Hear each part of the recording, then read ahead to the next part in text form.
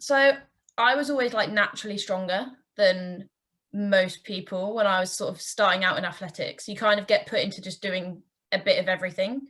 But yeah, I was kind of physically and like kind of you could look at me and see I was a lot stronger than some of the other girls.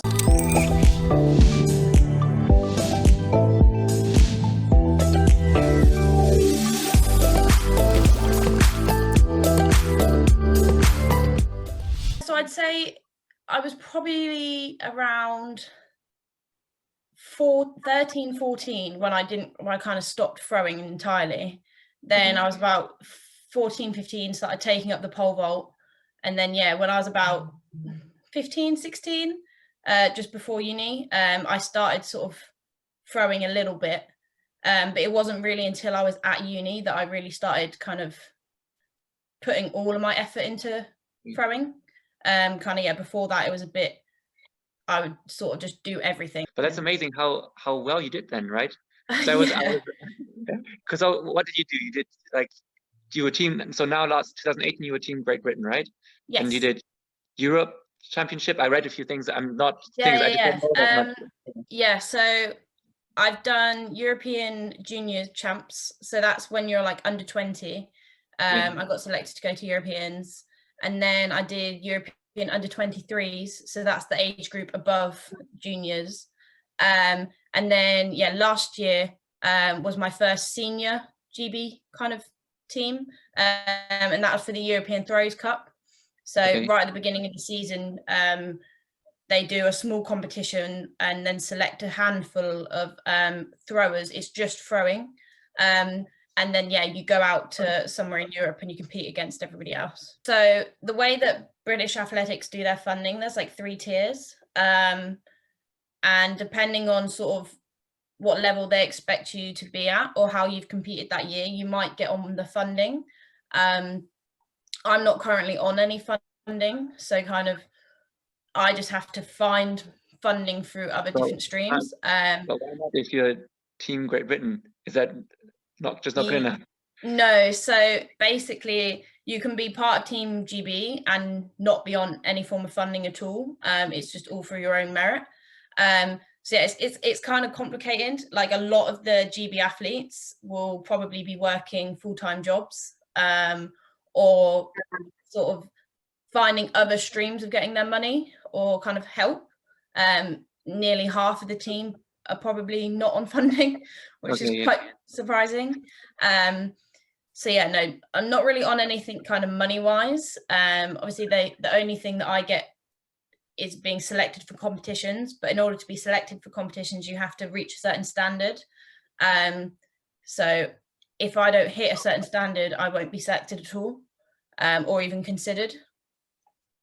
So yeah, it really varies. You could be competing for GB at the beginning of the season just based on how you're performing or if there's no specific standard. But if you haven't hit, like for me, if I haven't hit a distance midway through the season and there's a competition at the end of the season, I won't get selected.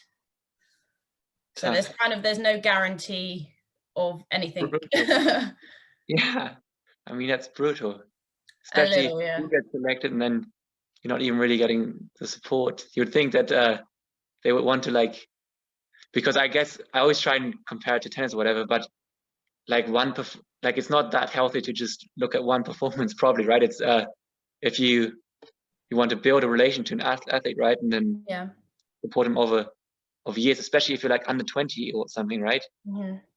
But I don't know, maybe it's different in discus because they can measure the results, I guess, much more specific on the meter, maybe. Yeah, it's a little bit harder for like, I suppose in sort of athletics more so. Obviously, like you said, you can measure it and like quite easily measure it. So then it's based off of how you perform every single time.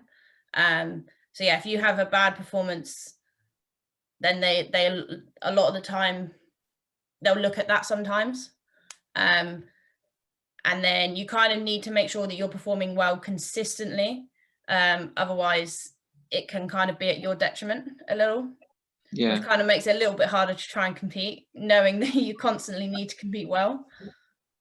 So is that so? how would you describe the mental thing of it? Like, what, like you're saying, make it harder to compete. Is that because you think it's just a throw, right? So you throw as far as you can, but it's more probably to it, isn't it?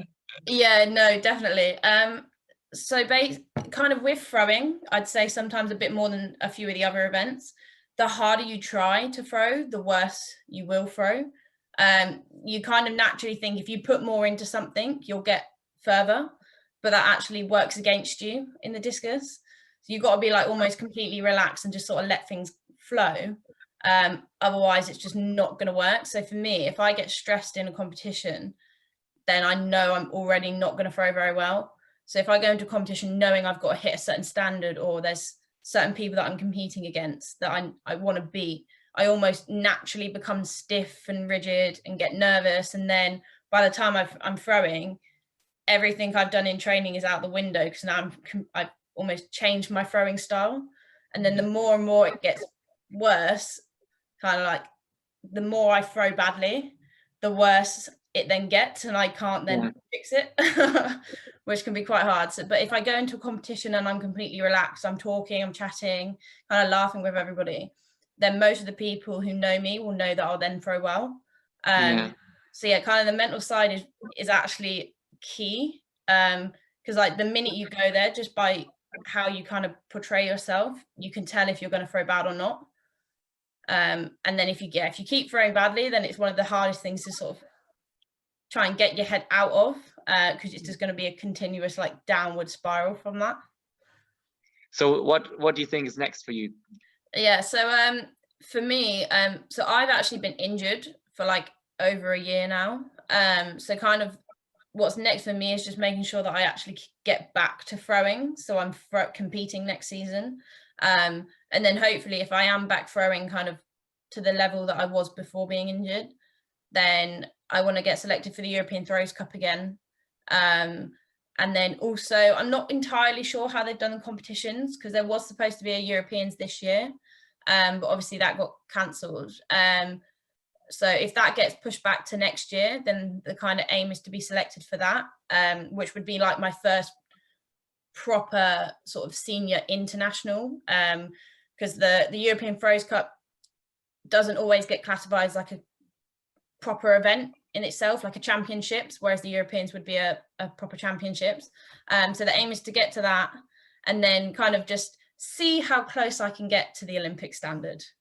Yeah, why not?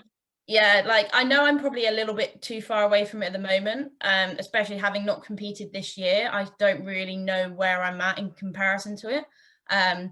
But I think it would be quite fun just to, I don't know, see how far I can get to it. So another thing that always interests me is like, what do you think, like the sport discus has taught you off the court, or if you think it has taught you something off the court? But I would say like kind of just doing sport in general has, like when I'm asked a lot of questions, even just in like interviews, or how like for like professional, like job wise or anything kind of that side, I almost relate back to athletics. Like they'll say, how is my time management? And I say, just because of needing to make sure that I manage my time in athletics to make sure I can get all of that done whilst also having a social life and all of these other elements, it's kind of led me to make sure that I have that. But then it just being almost in an elite sport, you learn that discipline of just, you don't get something for free, you have to work hard at something. So then I just take all of that kind of side of things into everything else, which kind of sometimes makes me a bit competitive in things that don't necessarily need to be competitive. But then I'd prefer to be like that rather than to not care about everything else that I do as well. So I say, yeah, it's kind of, I've taken all the good bits, kind of like the discipline, making sure things are actually I'm working for, but then also trying to make sure that I'm enjoying everything as well. Because if I didn't enjoy athletics, I wouldn't do it. So I don't see the point of doing something else if I don't enjoy that. So yeah, I'd say don't worry about other people's opinions. I'd say a lot of people, especially kind of girls going into throwing events, kind of try to avoid it based off the stereotype that kind of comes around it. I frequently kind of always get the, well, you don't look like a discus thrower. You don't look like the typical thrower, and you don't have to. You can kind of create how you want it to be. So just sort of do whatever you want because you enjoy it. Don't not do something because of comments other people are making. Otherwise, if I'd have kind of followed what people had said to me when I was kind of first going into it, then I wouldn't be here now. And I don't know if I would still be in the sport and made kind of the achievements that I have. So yeah, you kind of just have to block it out and kind of prove everyone wrong, because I'm definitely not the typical thrower, and I quite like that.